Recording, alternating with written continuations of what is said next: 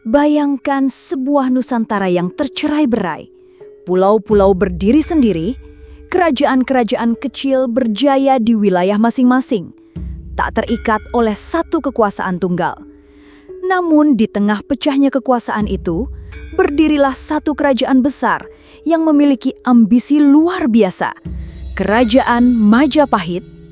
Di bawah panji Raja Hayam Wuruk dan sosok maha dahsyat bernama Gajah Mada, Majapahit tidak sekadar menjadi kerajaan, ia adalah simbol kekuatan, cita-cita, dan penyatuan. Sumpah Palapa berkemundang lantang. Gajah Mada bersumpah tidak akan menikmati kenikmatan duniawi sebelum seluruh Nusantara bersatu di bawah Majapahit. Namun, di timur Pulau Jawa, sebuah kerajaan berdiri kokoh. Bali, sebuah pulau dengan peradaban tua, budaya magis, dan benteng spiritual yang sulit ditembus. Di sanalah berdiri Kerajaan Bedahulu, diperintah oleh Raja Sri Astasura Ratna Bumi Bantan, seorang raja yang kuat, tetapi tak sepenuhnya sadar bahwa badai besar tengah mendekat dari barat.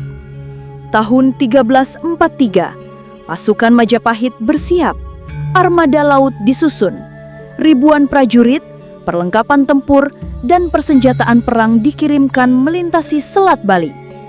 Gajah Mada, sang Mahapatih legendaris, mengutus Arya Damar dari Palembang untuk memimpin pasukan, dan dirinya sendiri bertindak sebagai komando tertinggi. Ini bukan sekadar perang, ini adalah bagian dari janji, bagian dari takdir besar Majapahit. Sementara di Bali, Kerajaan Bedahulu tak tinggal diam. Mereka tahu, pasukan Majapahit bukan pasukan sembarangan. Mereka adalah kekuatan yang telah menundukkan kerajaan-kerajaan lainnya. Tapi Bali bukan sembarang pulau. Ini adalah tanah para leluhur. Tanah di mana roh para dewa diyakini hadir di setiap batu dan sungai. Pertempuran besar pun pecah.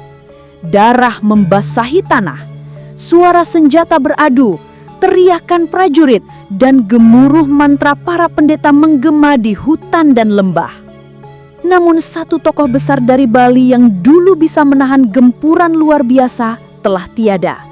Kebo Iwa, tokoh raksasa, penjaga tanah Bali telah gugur beberapa waktu sebelumnya karena siasat licik Majapahit.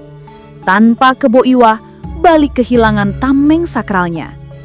Gajah Mada paham, Bali bukan sekadar ditaklukkan dengan senjata. Ia menggunakan siasat. Politik dibawa ke medan perang. Kekuatan spiritual Bali coba dilemahkan, dan perlahan-lahan pertahanan Bedahulu runtuh. Raja Sri Astasura Ratna Bumi Banten akhirnya gugur. Bali jatuh ke tangan Majapahit. Namun Gajah Mada tidak menghancurkan tanah Bali. Ia mengirim bangsawan Jawa untuk mengatur pemerintahan. Seorang keturunan Ningrat Majapahit bernama Dalem Kresna Kepaksisan dikirim dan dinobatkan sebagai pemimpin Bali yang baru. Tapi apakah ini akhir dari kisah penaklukan? Tidak. Ini adalah awal baru. Karena Bali bukan kerajaan biasa. Setelah jatuhnya Majapahit, justru nilai-nilai Majapahit tetap hidup di Bali. Agama Hindu Majapahit, sistem sosial, seni ukir, arsitektur, bahkan bahasa Jawa kuno, semua masih hidup di Bali bahkan hingga hari ini. Ironis, ketika Majapahit sirna dari Jawa, justru Bali menjadi pelindung terakhir warisan budaya itu. Seolah-olah tanah yang pernah ditaklukkan kini menjadi penjaga abadi cita-cita Majapahit.